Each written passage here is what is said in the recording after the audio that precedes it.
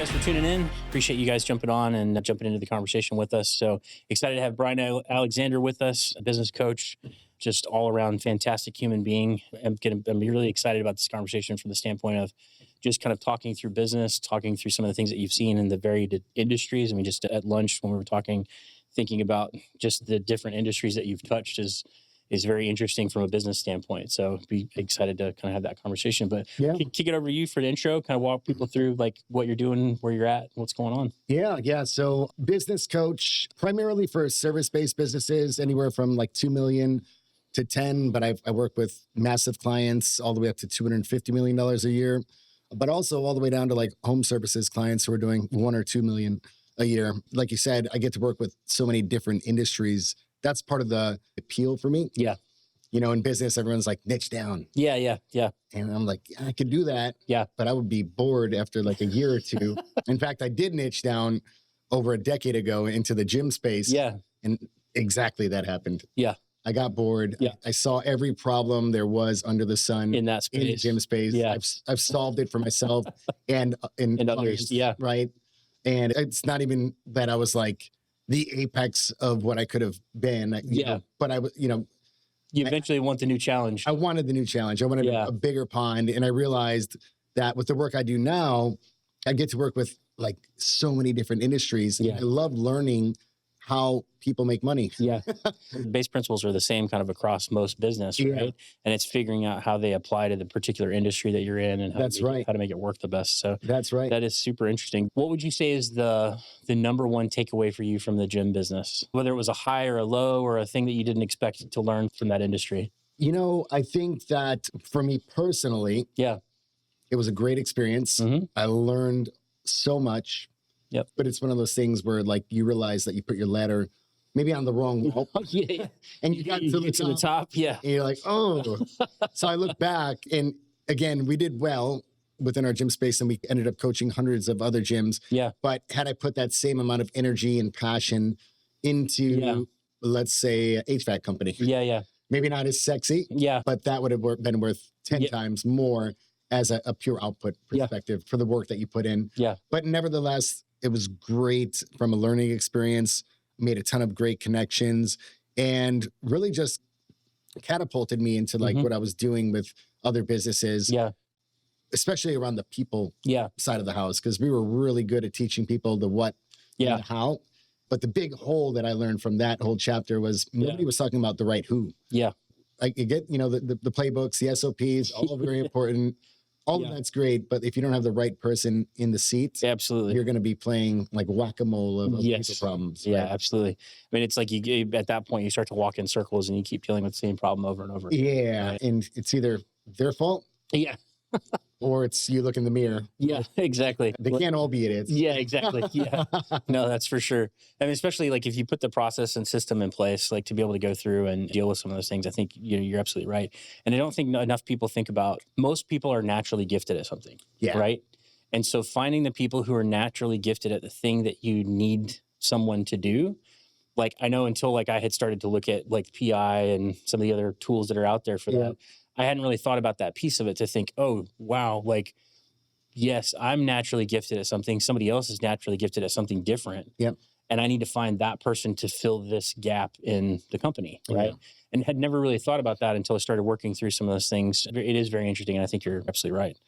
What do you think is the number one thing that people don't realize with the who? In all the coaching that you've done, do you think it's that people don't think about that personality piece, or is there something else with finding the right who for a position that people are missing? I think they're not clear on what success is going to look like in the role. Yeah. That's a big piece of it all. Like who is that ideal person to execute it? Not just like, can they do the job? Yeah. But will they do it? Yeah. And will they do it well over like a long period of time? Right. So, we can all do anything. Yeah. The big thing about the personality assessments is like, oh, I don't want to be put in a box. You can't put people in a box. Right. And it's not about that. It's identifying what is their unique ability and where are their talents and gifts and time best used for leveraging that, right? And oftentimes we'll find like, just because I am bad at something or I don't want to do it, yeah, I assume nobody wants to do it. right, Or nobody's good at it. right, Or even if they are good at it, they won't like it. right. But usually what drains you lights somebody else up. Exactly. And it's like the exact opposite, right? So your hell is somebody else's heaven. Somebody else is like, oh, I can't believe I get to do this. Yeah. And you're like, I wish I never had to do that. Yeah. I totally get that. You know, I can sit in an office brainstorming all day about business ideas and never get tired, never have energy drained. But another entrepreneur, that would be like miserable for them. They're like, no. Well, I need to know how's this going to work. I don't care about like those ideas. And that's just a very kind of big picture view at it. But you drill it down to just like people's unique abilities. Where are they best gifted? Where is their time best used? And then how do you fill your gaps? We were talking about that a little earlier. Like you need to be able to build a team around you, not of 5 U's. Correct. Yeah. That would be a terrible thing to do. Definitely not 5 U's. 5 U's would be in trouble. But you really have to understand the dynamics of how a team is going to work together, not only in the individual positions, but as a team. Like, what is the actual like strategy that you're pursuing? And do I have the right team? As a cohort or a team to execute. Do you have the right strategy? Do you have the right person holding up one arm on one side? And another person holding up the arm on the other side. Right. So it's, to your point, like figuring out like how do those people best fit into that equation. And not only that, I think the other thing too is like people don't always give enough thought into when you're hiring certain people. If you're trying to scale your business, you need to make sure that you're hiring people that one can bring somebody up behind them, teach them their spot, teach them what they're doing so that you continually kind of have that scalability in your team already kind of thought about, right? I think that's something else that people miss a lot. It is big. I think people are good at hiring what we would like to, the term's overused, core values. People think they're good at hiring good culture fits. Like we tend to hire people that we like. Right. But that doesn't mean they can actually do the job and do it well. They might be a basketball player and they might be like the basketball player for your favorite team. But if you have a point guard trying to play center, they're going to go to work every day getting beat up, miserable, and nobody's going to understand why. Basketball, it's super obvious, right? Like point guard's short. Exactly. Center's tall. Nowadays, though, things have changed and like the Wembleys of the world can shoot threes. So that analogy works sometimes, but that's funny. I don't think they think that through either. They just hire people that are like them or they like a lot, but they don't necessarily fit the role. I think sometimes people hire out of their core pain rather than their core value. Yeah, that's good. So that's like a good point. they're more focused on, like what is the thing that I absolutely dread doing? And they're trying to find somebody to fill that spot so they never have to touch it again. But the problem is if you don't put enough forethought into it and hire the right person to deal with that, you're kind of turning it over to a black box and it's going to grow into something that you never intended to be in the first place. Right? So that's something I know, like from my own experience, it's very easy to hire out of this is really frustrating right now. I really need help. I'm drowning. It's like the whole thing, like when you throw something to somebody who's drowning, they don't care what it is. They're just going to grab onto it and be like, okay, like I've got a minute I can breathe. Right? And that's the place where I feel like a lot of entrepreneurs and business owners get to is they get to the place that they're drowning. And so they're just grabbing for anything that they can pull themselves up and get enough air just to sustain for a moment. That's right. And so you end up making decisions on things that just aren't what they should be. That's a good, But that's very interesting. So in the coaching space, what technology are you the most excited about right now? What are you seeing? I mean, obviously everybody's talking about AI. Is there something specific from a coaching perspective that you're using more often than not for certain things? So it could be anything. Yeah, I think it's just getting creative. We have our frameworks. We've trained custom chats, things of that nature. But it's just, I think the more creative somebody is, the more useful AI is going to be. And it doesn't have to end up being like a cookie cutter output. Right. But it's all about, garbage in, garbage out. Yes. So it's just a really good tool to synthesize thoughts and just kind of like, A/B test different things to get a better output for your clients. Right. So I dabble with that a little bit, right? I think it's good. Anything for client experience, I think a big focus for like me and my clients is always centered around client experience, right? Employee experience and client experience are like two massive ones. Yeah. How do you make those things smoother? How do you make those things like just a better overall experience? Yeah, because kind of things. Your employees are your customers at the end of the day too, and people underestimate that. I guess from your perspective, like where do you see the forefront of technology bettering employee experience and bettering client experience? So I think it's a couple of different things. I think there are, at least for some of the things that we do from a technology standpoint, messaging is a huge thing. So getting the right messaging in front of your employees, so one thing that a lot of larger companies will end up using is some form of digital signage to put that in front of people and like talk about whatever the message is of the company, whatever the culture is of their particular company. They're trying to instill that and reiterate that and, reinforce that culture on those people. So that's one of the things that we see a lot from a messaging standpoint.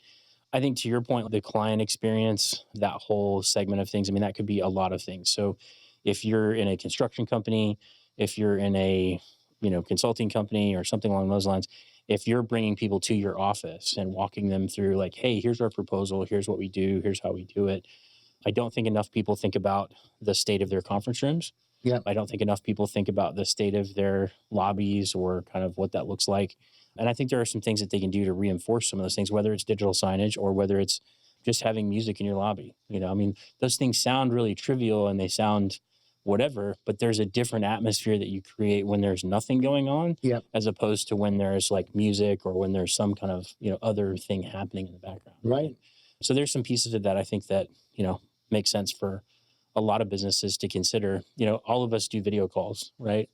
And everybody kind of taking 5 minutes and doing a quick assessment of, okay, what do I actually look like on my video call? I've seen you a Snapchat. Yeah, exactly. There's some very interesting things on that I think people don't always think about when they're jumping on some of those calls.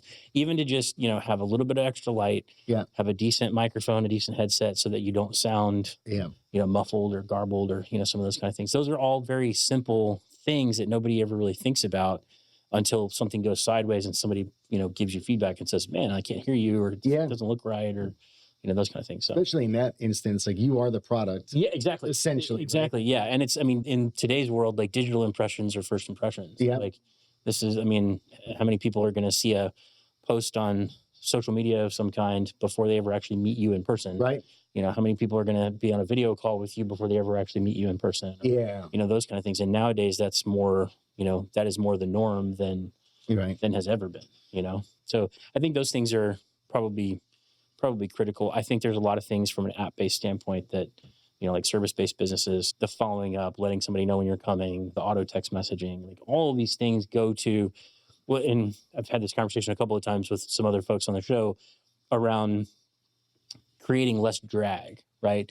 Like what you're trying to do, what you're talking about with client experience and employee experience is you're trying to create less drag. You're putting 100% effort in and you're trying to get the most output out of it because you're not going to get more than 100%. Right. But you want to get as least of a subtraction or a drag on that as possible. So like if you put 100% in, you want to get 98% out.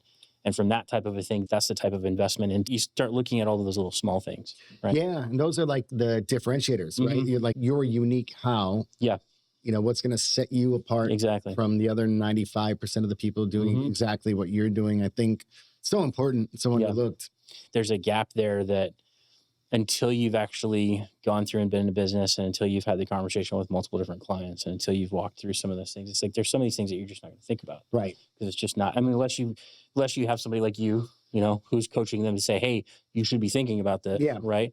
Which I think is a critical part of, of all of us. Everybody jumps into their industry and they're an expert at what they do, but they're not an expert at how they translate that to other people. Right. And I think that's part of whatever you want to call it, the strategy in business is like, I'm really good at what I do, but how do I translate that to somebody who has no idea what I do? Like, how do I explain it in a way that everybody's going to understand and be able to latch onto and understand the value? Yeah. Right?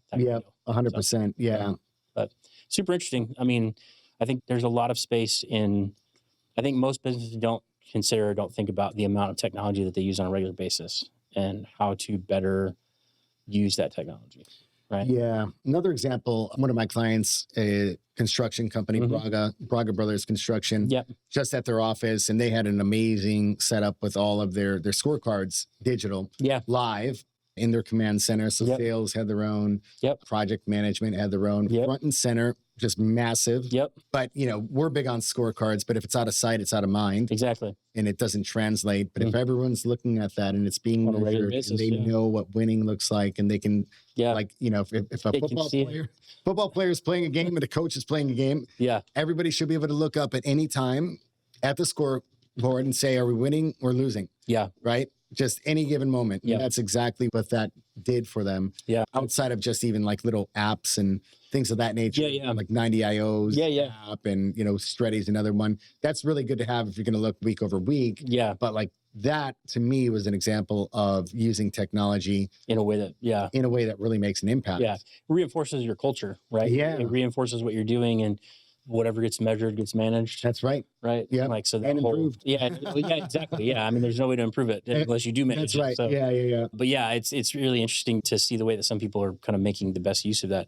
We've seen that with some of the organizations that we work with. Like, it's always been interesting to me we've done a lot of work with a lot of different trading organizations as far as like stock and commodities trading, those kind of things. And so a lot of them will have tickers or wall boards with market data, and they're constantly watching that to see trends or see changes so that they can react really quickly to those things. But it's the same thought process with if you're displaying like your company scorecards or your customer satisfaction scores or your whatever the things are that whatever the metrics are, right? Yep. But putting those in front of your people on a regular basis, it's a pretty powerful thing to do. Right. I think. So that totally makes sense. Walk me through because we were talking about this at lunch briefly.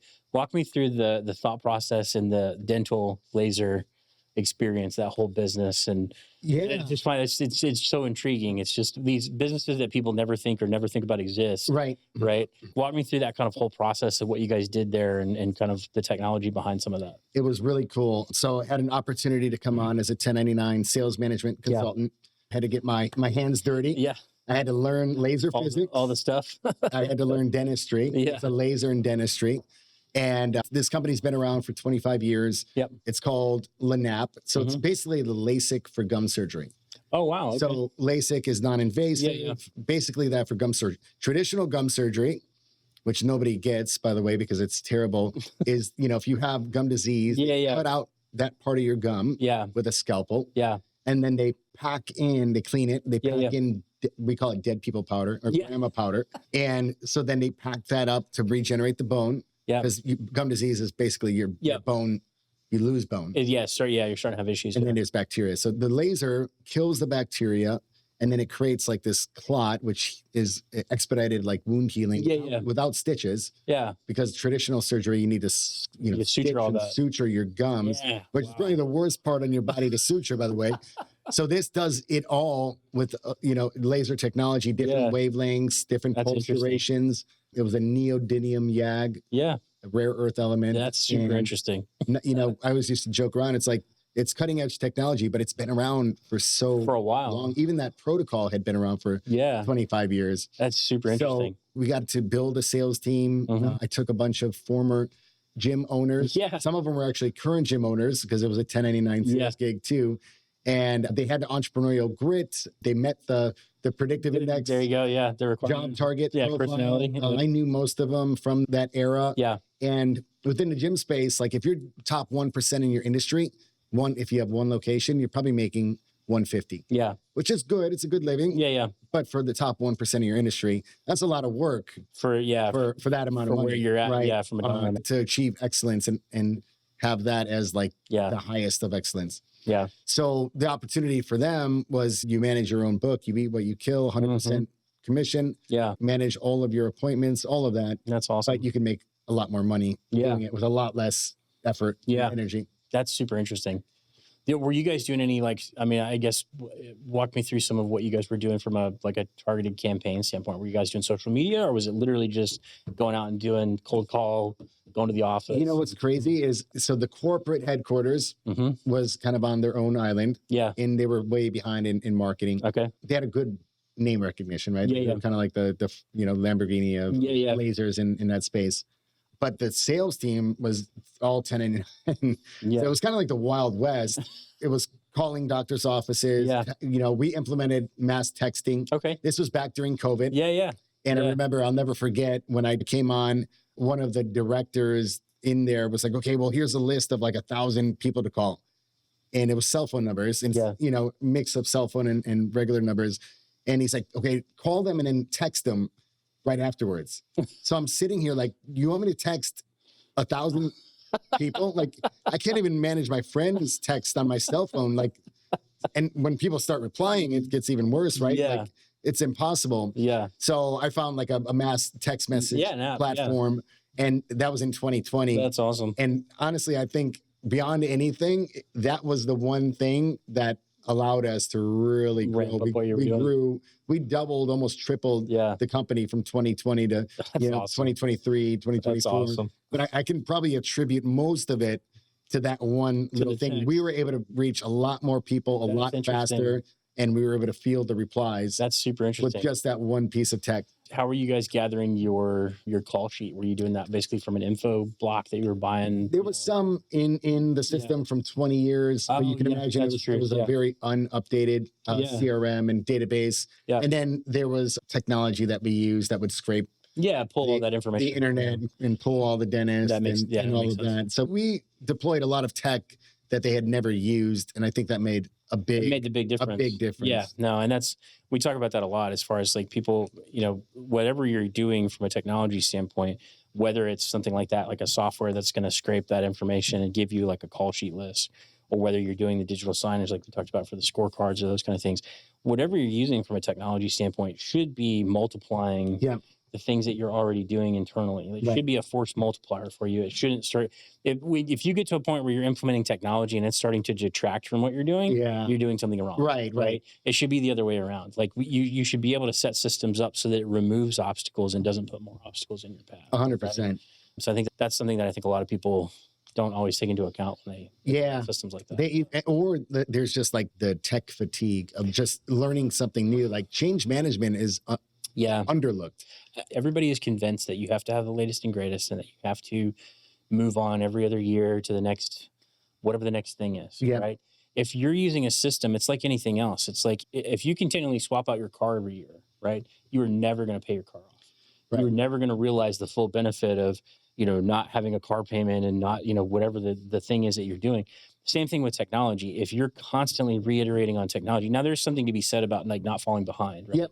And you need to monitor that, but you've got to be able to do it in a way that, to your point, your team can at least get comfortable with it and function on it for the span of 2-3 years, right? Yeah. Before you have to jump into whatever the next thing is and constantly, reiterate and those kind of things. Because I feel like we all have this technology fatigue of, to your point, like having to learn a new system every so often. Yeah. Right. It's exhausting. You can't focus on your actual core business and the thing that actually drives your revenue. Right. So the more that you can like spend time in a system, and we talk about a lot of this sometimes, like is the pre-requirements and identifying what the base level requirement is for the project that you're doing and the technology that you're implementing. Right. Yep. Figuring out what those requirements are and like designing a system that both meets those requirements, but then that also gives you the capability to flex and expand in the future. Right. So I'll grow it within a year. We've started talking a lot about building in flexibility, right, in a lot of different areas of the organization, right? So for us, a lot of times, like we'll get on site and pull a ceiling tile and you're getting ready to install a speaker or run some cable or something else, and then you realize, oh, there's an AC duct running across half of the space. Well, if you've tried to calculate everything down to like the perfect foot, the perfect number of bolts and nuts and screws and those kind of things, you're always going to get to a place where something just doesn't quite work right. Right. And you've got to make an adjustment, or you've got to, make a different decision on the fly, or, some of those kind of things. And if you don't have some of that flexibility built into both your systems, your process, how you're estimating, how you're selling, if you don't build that flexibility in, it's going to break something in the system. Right. Like things that are highly engineered to work that have very, very low tolerances, right? Yeah. The minute that something goes astray, it's, you're breaking that thing, whether it's an engine or something else. Same thing I feel like with business. A lot of us create these systems that in a perfect world work perfectly. Yeah. But we don't live in a perfect world. Right. And things seldom go perfectly the way that you think they're going to. 100%. Right? So trying to figure out kind of how to build some of that flexibility into the system, I think it saves us a lot of time and a lot of effort. Yeah. So, and then building a culture that, actually that will appreciates. That will adopt it. Right. Yep. Because in their case, they realize like, hey, I've been out to, 6 different jobs and none of them have all gone perfectly, but we've been able to pivot when we needed to get the job done, still deliver on time, still do the things that we needed to do. We've seen a lot of benefit from that, right? Having that conversation, especially if you can explain the why. Yeah, like explain the why, show real world examples. Yeah, have them feel it, right? See it out in the field. Whether you're a CEO of a tech company or whatever you do, like that's so important. I think change is super important. Explaining the why, especially to high C's. Yeah. They need to know the why. You can't just change things for the sake of it, right? You've got to understand like the difference in the variation and why you're actually doing something different. Yep. And why you're having to pivot or, make those changes. It's we run into it all the time. You've got systems that you think are going to work perfectly, and you go to start the install and there's like one or two things that throw a wrench in it, and you have to be able to, pivot in a different direction. You have to have captured enough on the front end so that you're not constantly going back to the client and doing a change order. Yeah, that's the worst, right? Worst case scenario. And that's what you don't want to do, right? You don't want to have to constantly go back and be like, well, it's going to cost more money to especially if it's your fault. And exactly. I know there's things like from a business standpoint that like I feel like if you can engineer in some of that flexibility, then you can make those things work, right? You can get it to a place where like if you need to pivot, you've already got that calculated in your overall thought process, and it saves them time and money as well. Like at the end of the day, I appreciate the point of being as exact as possible, but I think what everybody misses in that is everything doesn't always work perfectly the way that you think it's going to. Yeah, in any implementation or. I think it also leaves room for you to wow your client. Absolutely. Because if you don't leave room for that, there's no opportunity to do that. But if you do, you always can go above and beyond for the client and leave, because it's all about like feeling. Yeah. Like how does the client leave that engagement feeling? Do they feel the value of what you did? Yeah. No, I totally agree with you on that. It's been a very interesting thing for us to walk through some projects like that and kind of figure out, okay, we've very much managed the expectation, but at the same time, we've gone through and delivered more, than what they were expecting. What a great feeling for the team. Yeah, for the team and for the end client. For the client for sure too, but I think the team really feels good about it, feels good about the work they're doing. When you can walk off of a project and you've been able to deliver exactly what you were supposed to, plus more, people generally walk away from those projects really excited. Yeah, right? It's cool to watch that. It's cool to see that and like go out on site with the teams and, just run through a conference room or run through a really complex system or whatever you're doing, and like when they walk away from it, they're extremely proud of what they delivered, right? Yeah. Because it looks good, it works, it does what it's supposed to do, all those things. I think the delivery is stuff that often gets overlooked. Like once you learn the process for selling, you can sell anybody anything. Right. But on the backside of it, the delivery is paramount. It's the thing that if I've built your expectations up to tell you, this is the best bottle of water, it's going to taste the best and, like whatever. And like I've built your expectations up to expect this thing to be just life-changing or whatever the deal is, right? And then when like you drink it and it's not, you're like, oh, well, this is not what I wanted. This is not what you sold me. This is not what, that's how you get into that whole culture of you're just selling the next thing, right? It's selling the one client for the one project that you'll get, and then you're going to move on, and you're not going to be able to come back to that client until that person leaves, and you're selling to a new person. Right? That's right. So it's that mentality of like, if you want to create a client for life, the way to do that is to make sure that you make delivery paramount. Because if you continually deliver, like if I tell you this water is really great, it's refreshing, it's good to drink, it's whatever, right? I've set a reasonable expectation with you, and when you actually drink it, like you're like, oh yes, this is great. What you mentioned earlier, the feeling of that, and you understand the value of it. You got what you were promised, like all of those things, right? Now you've become like, hey, I want to buy a water every day, right? Yep. And I'll tell all my friends, exactly. They should buy your water. Exactly. Right. Exactly. It's that same thought process. So it's been really interesting to see that across, multiple different size projects, whether it's a really small mounting a display or, installing a stadium audio system. Like the scales kind of run the same way as long as you are constantly, making sure that you deliver. I think is the main key thing there. Right. But yeah, no, that's super interesting. In the gym business, as far as like installed equipment, what was the thing that was the biggest pain for you in the gym industry? So I was in the micro gym space, which is like the small CrossFit gyms. Really was like no frill. Yeah. I mean, barely. Most of them were in a warehouse. We were ahead of the curve though. Like we did digital signage. Yeah. We had local businesses pay us to put them to up run there, ads, right? And this was back in like 2014. Our experience with tech was very minimal. We didn't really need much. We had, speakers run throughout the whole place. Loud music was the thing. But we really didn't run into a whole lot of tech. We had like, a member management software where people track their workouts, things of that nature to add to the experience. That was right when like in 2011, 12, everyone went from paper notebooks to the digital side. So we were always adopters of technology. But it was always centered around like, number one, client experience. What's going to make this better for them? But also differentiator. Like what makes us unique? Like everyone says they do CrossFit and you can say I'm the best coaches and this and that. But it was all about how you left them feeling or how they left your building feeling. And that was all we really cared about. Like, did they leave on a high note? Did they feel good about themselves? And will they refer their friends? Because there was no marketing really back then. Especially in the gym space. So it was all referrals. So if we can make them feel like rock stars and just indispensable to us, then we became indispensable to them. On the speaker systems, do you have any idea how loud they were? I'm just curious. I don't know like decibel numbers, but it was loud. Probably to a point where I can't really hear after 8 years of being in the environment. Probably 12 years actually overall. That's funny. Yeah. Did you guys have a standard music player that you were using, or were you using your phone or iPad, just CD, iPad? Typical iPad, It's funny because we run into that all the time with people where they're like playing it off Spotify on their phone, or they're doing different little things like that. Even in like corporate environments, like there are still some people that like they're just throwing a phone on. Right. The coach would plug their phone in with their playlist, and God knows what language was on there. And then you get the inadvertent phone call in the middle of a class. And, things like that. It's so funny. But that all comes down to client experience, right?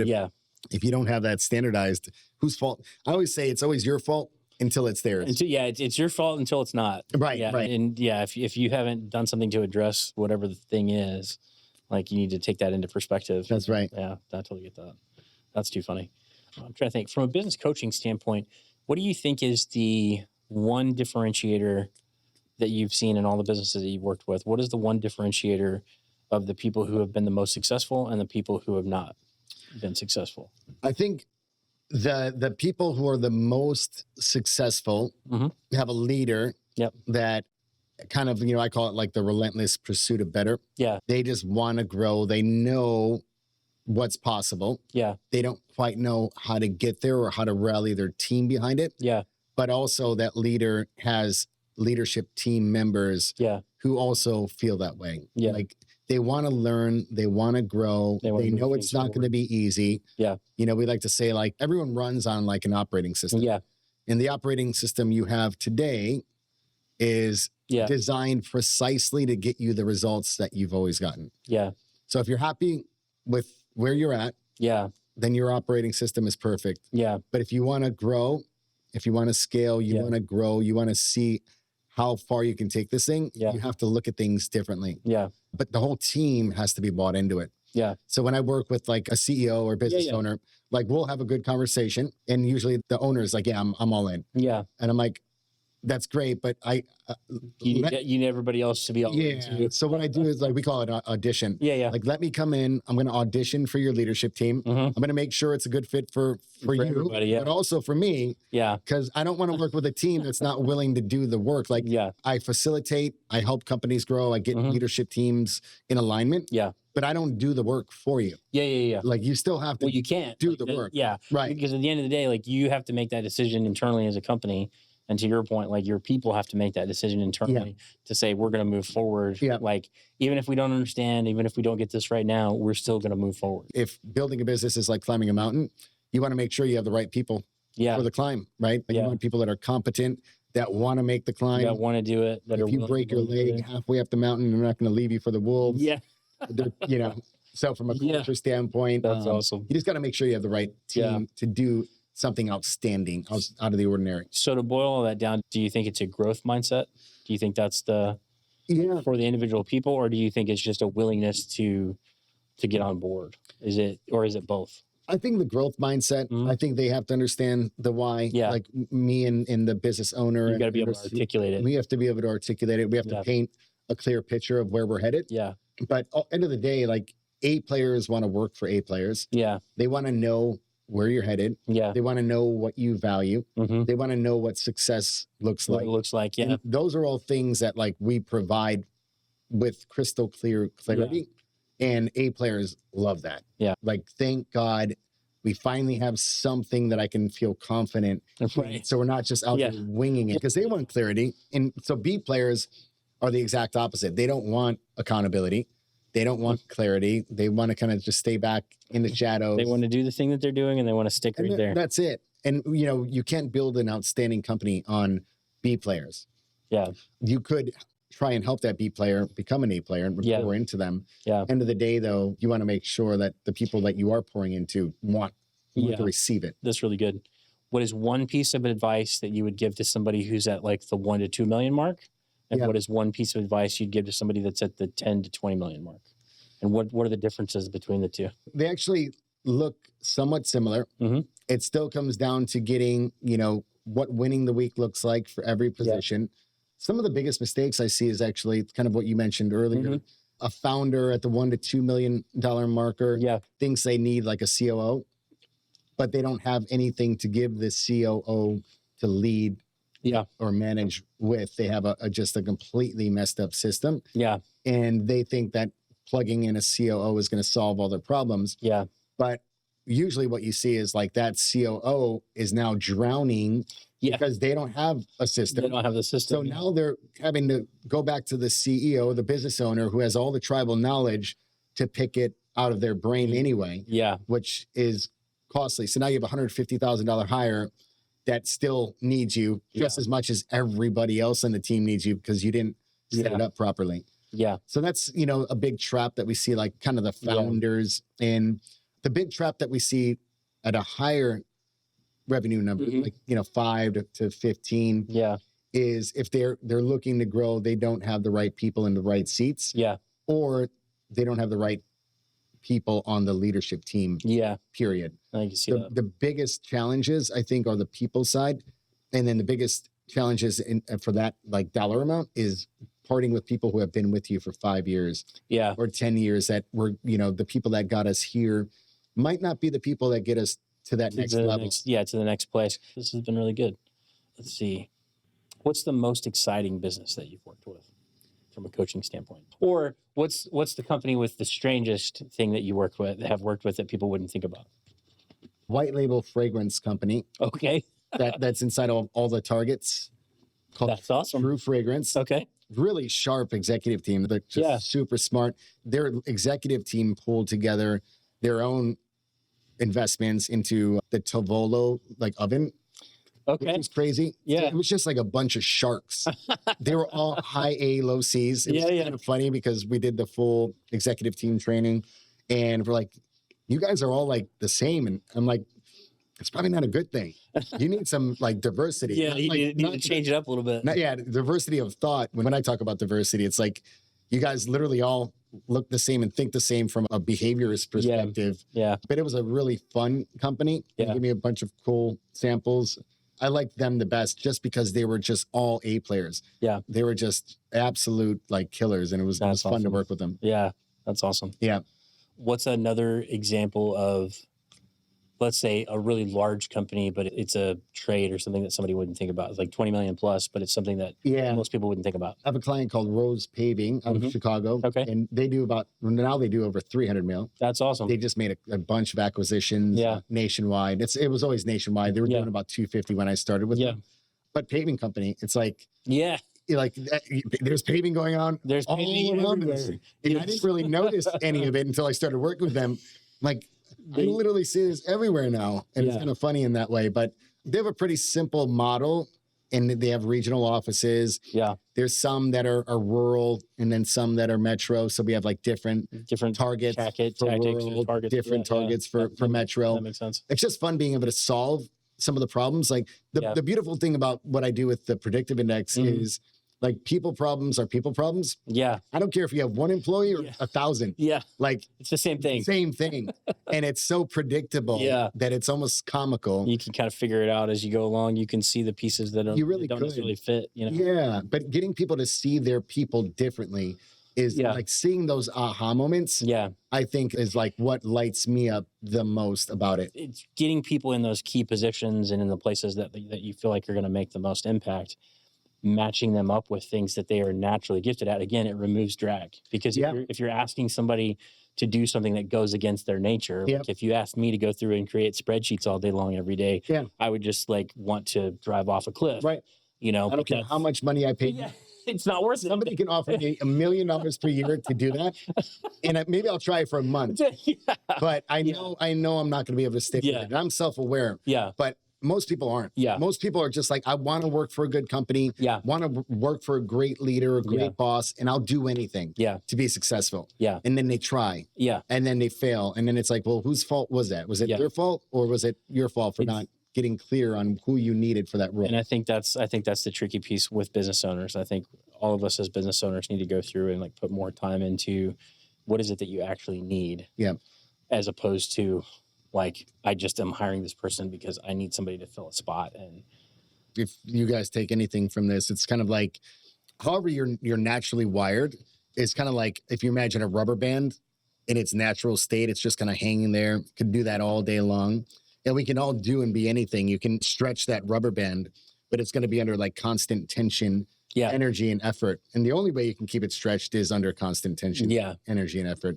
But eventually it's either going to snap or it's going to snap back to its natural state. Yeah. And it's like, that totally makes sense. Do you want people to stretch into something they're not on a regular basis, knowing that the outcome is going to be eventually they're going to leave or burn out? Yeah. Or do you just want to find somebody who's a little bit more suited for that role, that can show up every day as themselves and feel good about it?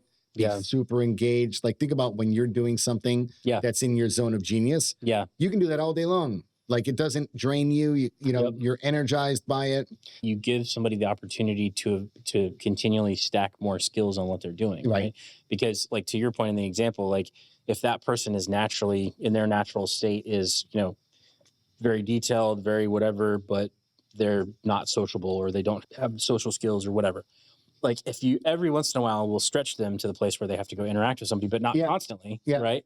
It's, I mean, just like if you were working out, right? I mean, you're constantly going to kind of add additional weight over time, right? But it's not a thing that you put it all on at one time. It doesn't work that way. Yeah. Like you blow your arm out or your shoulder out doing something stupid like that, right? Yeah. But if you do it gradually over time, like you give people the opportunity to continue to stack other skills, and continue to make other changes and those kind of things, while allowing them to still kind of come back to that, that place where they're. I kind of call it just increasing your usable bandwidth. Yes. Right. It's like, okay, now if I used to be able to stretch this much, now I can do that. Yeah. Yeah. But what we like to say is like skills aren't behaviors. Correct. Yes. And what we look at is like, what does 80% of the role require? Yeah. The other 20% they can stretch. Yeah. But if 80% of the role they're stretching and 20% they can be themselves, doesn't make sense. It's not going to work out. Yeah, it doesn't make sense. Long term at least. Totally agree with you on that. And that's something that we've seen firsthand. Yeah. So, yeah. Totally get that. No, this is great. Any other thoughts on your end?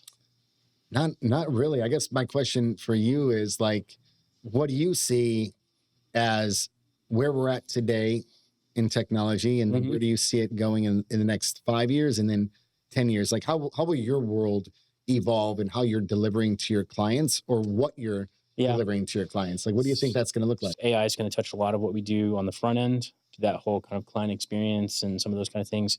I think they will be changed or shifted just by how fast we get things back to people around estimates, you know, doing some of the drawings, doing some of the renders. Now, I've done some testing with a few different platforms, and we're still, I think, a long ways off from, like, everybody thinks that like tomorrow we're going to wake up and like machines are going to be running the world. Right.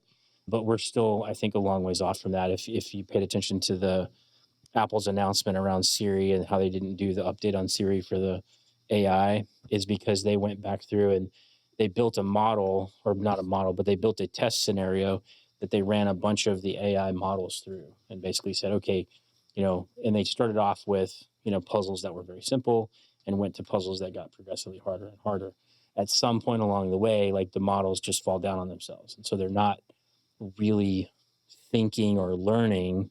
It's just kind of a restructured output of, you know, a conglomeration of all these other things, right? And so to a certain extent, I think there are some things that, yes, are going to rapidly change, and, you know, technology is going to pick up and AI is going to do some things, you know, from a presentation standpoint or from a, helping you research, right? But to your point, I think it still goes back to better inputs still make better outputs, right? I've found more success in drafting an entire draft of an outline, an email, whatever the thing is, right? And then throwing that into whether it's ChatGPT or Grok or any of the others, and then saying, hey, thinking through this lens with the parameters and this kind of thing, help me rewrite this in a way that really makes sense and conveys the point that I'm trying to make. Right. And twofold, I think what happens with that is if you're not asking the thing to just write you a letter for something, right? If you're actually going through the cognitive thought process of, hey, this is the thought I'm trying to convey, this is the problem that I have, this is what I'm trying to communicate, this is how I'm trying to communicate it. If you go through that exercise, the output that you're going to get from any of those models is going to be so much better than just, hey, write me a sales letter for this person. It's going to spit out things that just don't even make sense. Right? So I think from a technology standpoint, I think there's going to be some advances, I think, in the AI side, over the next few years that are going to change a lot of things. I agree with that. But I think there's going to be fewer changes than people are expecting or thinking. And I think it's funny because, I don't know if you saw a story about the startup company that was essentially paying a staff of people in India to be the to be the response, right? Thousands of people. Yeah, and so then they found out, that whole thing blew up and whatever. So it's funny that yes, there are some things that some of these technologies are going to do, and they're going to advance.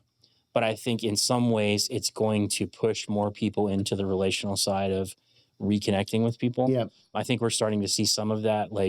I think it's one of the reasons that, there are a lot more people connecting socially in communities. There's a lot more things happening kind of in those things.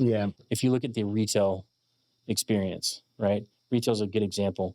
Retail as a market or as a sales strategy, everybody talks about how it's dying.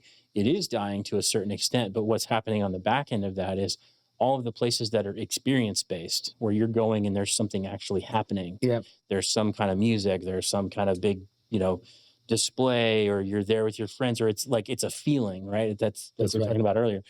So retail in and of itself, there's a good example of this. There's a guitar shop in McKinney called the Guitar Sanctuary, right? So music stores on a whole have gradually been dying off, over the last several years because of Amazon and e-commerce and being able to buy things online and do all those kind of things, right?